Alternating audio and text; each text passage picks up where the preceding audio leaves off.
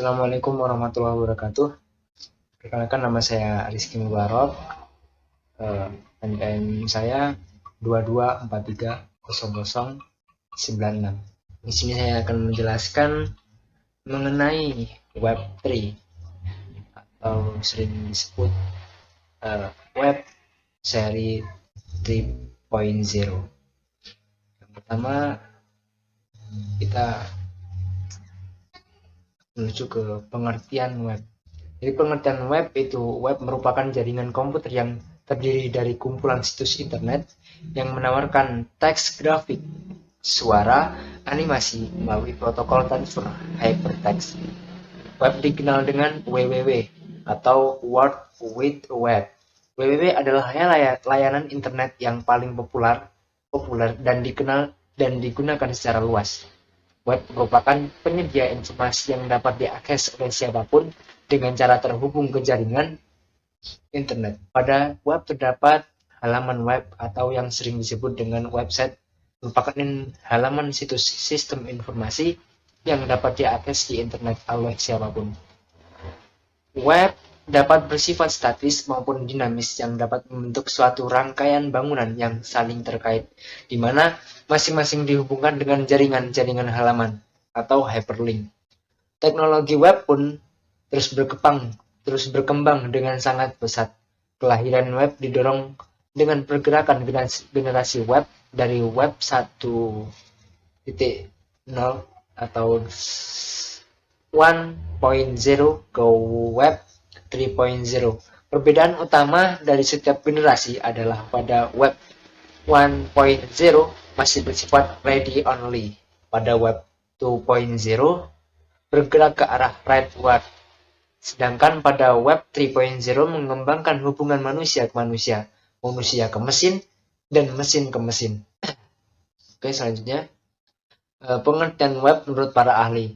Yang pertama, menurut Suwanto Raharjo SSI MCom, web merupakan salah satu layanan internet yang paling banyak digunakan dibanding dengan layanan lain seperti FTP, Gopher, atau Nix. Lalu kedua, menurut Bone atau Thomson, web adalah koleksi sumber informasi kayak grafis yang saling berhubungan satu sama lain dalam internet yang lebih besar.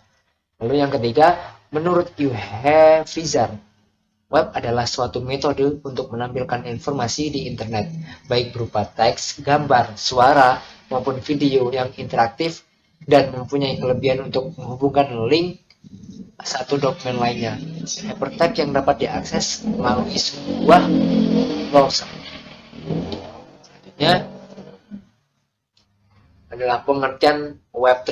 Di sini Web 3.0 adalah generasi ketiga dari layanan internet berbasis web. Konsep Web 3.0 diperkenalkan pertama kali tahun 2001 dan Tim Berners-Lee, penemu WWW, penulis sebuah artikel yang menggambarkan Web 3.0 adalah sarana bagi mesin untuk membaca halaman-halaman web. Mesin akan memiliki kemampuan membaca web sama seperti yang manusia lakukan. Web 3.0 memiliki konsep di mana manusia dapat berkomunikasi dengan mesin pencari. Tujuan dari Web 3.0 adalah meningkatkan kenyamanan pengguna internet melalui ketersediaan mission, facilitated understanding, dan of information. Menurut John Markov, Web 3.0 adalah sekumpulan teknologi yang menawarkan cara baru yang efisien dalam membantu komputer mengorganisir dan menarik kesimpulan dari data online. Jadi, dengan ini berbagai perangkat lunak akan mampu mencari, membagi, dan mengintegrasikan informasi dengan cara yang lebih mudah. Web 3.0 berhubungan dengan konsep web semantik yang memungkinkan isi web dapat dinikmati tidak hanya dalam bahasa di asli pengguna, tapi juga dalam bentuk format yang bisa diakses oleh agen-agen software. Beberapa ahli menamai Web 3.0 sebagai web semantik. Lalu, ciri-ciri Web 3.0. Yang pertama, ciri-ciri Web 3.0, integrasi web ke dalam produk rumah tangga seperti TV, kulkas, atau bahkan rumah pintar. Yang kedua berhubungan dengan konsep web semantik, yang memungkinkan isi web dinikmati tidak hanya dalam bahasa asli pengguna, tapi juga dalam bentuk format yang dapat diakses oleh agen-agen software. Yang ketiga, online menjadi kebutuhan sehari-hari.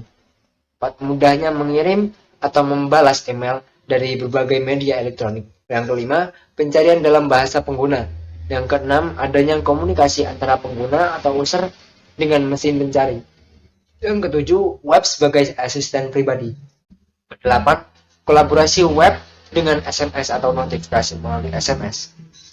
Oke, yang selanjutnya adalah kelebihan web dan kekurangan web 3.0.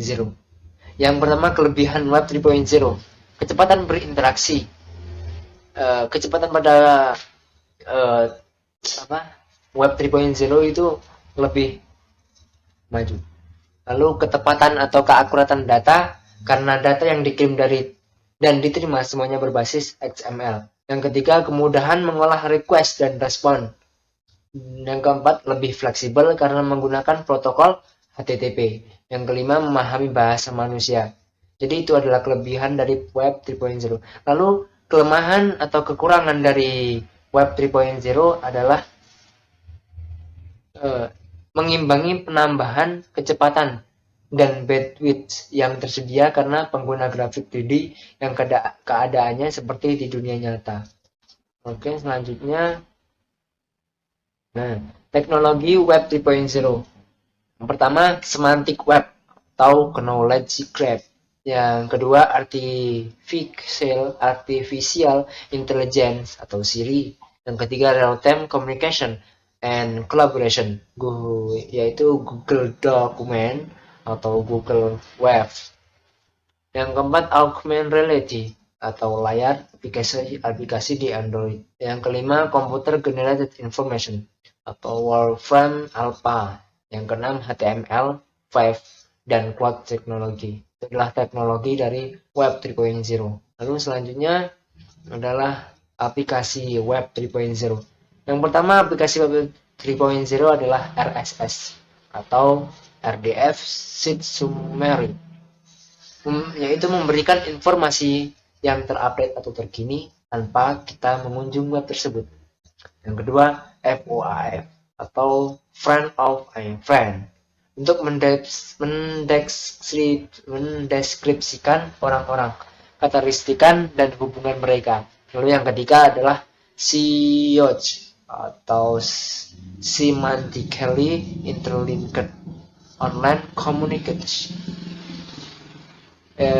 yaitu komunitas online dan membuat koneksi antara diskusi berbasis internet. Itu adalah aplikasi-aplikasi dalam web 3.0. Lalu, jadi kesimpulan dari materi saya di atas adalah web merupakan penyebaran informasi melalui internet.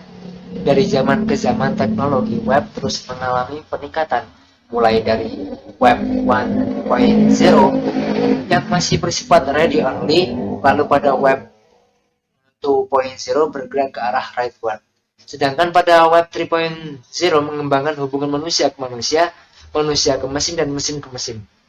Web 3.0 sekarang makin berkembang pesat. Barang elektronik pun sudah mulai terhubung ke internet dan memudahkan manusia untuk mengoperasikan Web 3.0 merupakan virtual berbasis internet.